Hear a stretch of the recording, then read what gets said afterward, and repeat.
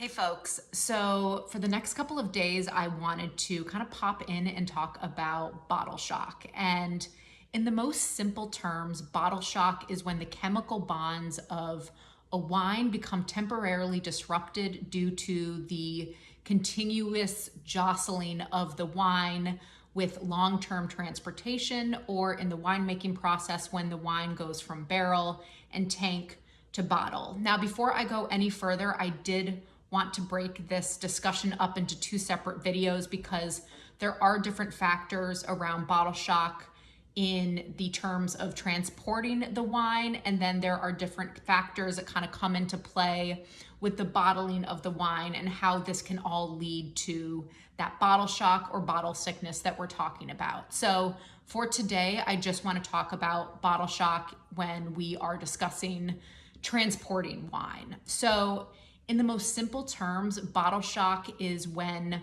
kind of the chemical bonds of a wine get temporarily kind of torn apart or disrupted, resulting in the wine kind of lacking in aromatics and flavor and just not really being super complex or pleasant to drink. And this doesn't really occur with transporting a wine for a short distance. So for example, if you go and you are at a winery and you bring a bottle home and you drive that bottle from the winery back to your wine fridge at home, that short transport of the wine is not going to disrupt the wine and you can immediately drink it.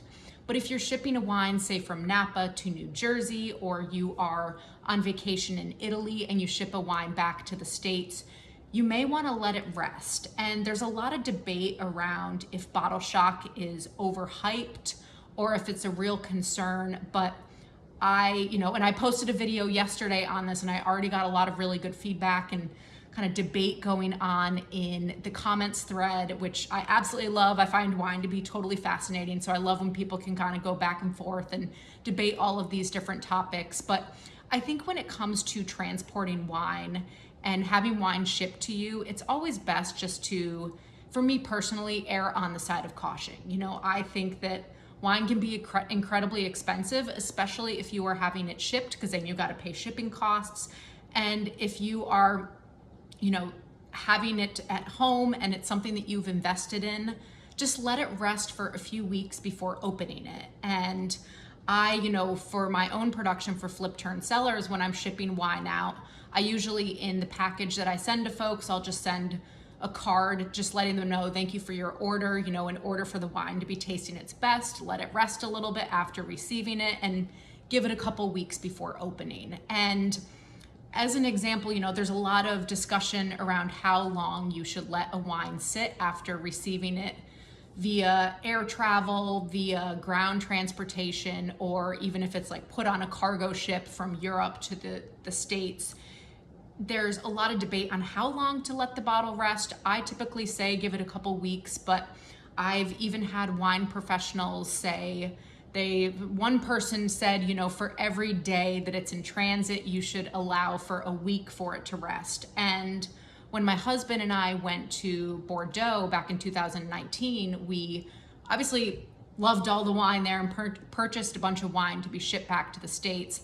And the person that was shipping it urged us to wait 2 months to open it after we received it. And it was kind of devastating because we went to Bordeaux in July, and so they didn't want to ship the wines in high temperatures. So they waited to ship the wines until September, October, and then they told us not to open those bottles until Christmas. And so we were getting pretty impatient by the time Christmas rolled around. So what I would say is, if you have the ability to be patient and let the wine sit after receiving it via shipment, then I would urge you to do so, because then you can ensure that you're drinking the wine when it tastes its absolute best.